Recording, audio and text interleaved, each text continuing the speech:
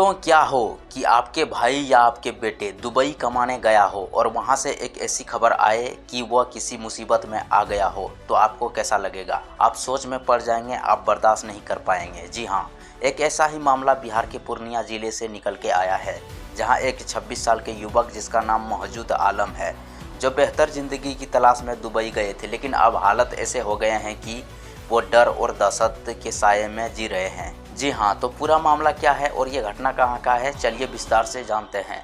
हुआ ये कि ईरान और इजराइल के बीच बढ़ते तनाव के बीच दुबई में काम करने गए पूर्णिया के 10 से ज़्यादा लोग फंस गए हैं। कोई अपने बेटे के लिए रोज़ा रख कर दुआ कर रहा है, तो कोई पति की सलामती के लिए रात रात भर जाग रहा है। वहीं पूर्णिया जिले के नगर थाना क्षेत्र के वनभाग गाँव में इन दिनों भर में चिंता का माहौल है। गांव के कई युवक बेहतर कमाई की उम्मीद में दुबई गए थे, लेकिन अब वही सपना डर में बदल चुका है। जी हां, वनभाग गांव के रहने वाले मौजूद आलम करीब 6 महीना पहले ही दुबई गए थे।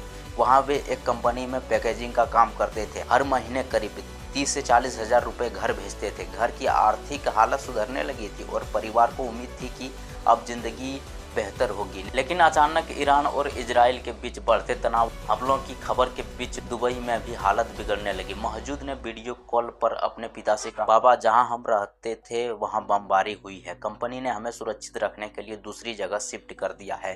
हम सबको एक कमरे में बंद कर दिया गया है। बाहर निकलने की कोई चारा ही नहीं बचा है। यह सुनते ही गांव में उनके परिवार की चिंता और बढ़ गई। मौजूद के पिता मोमुद्दीन आलम बताते हैं कि उनके परिवार में 7 सदस्य हैं।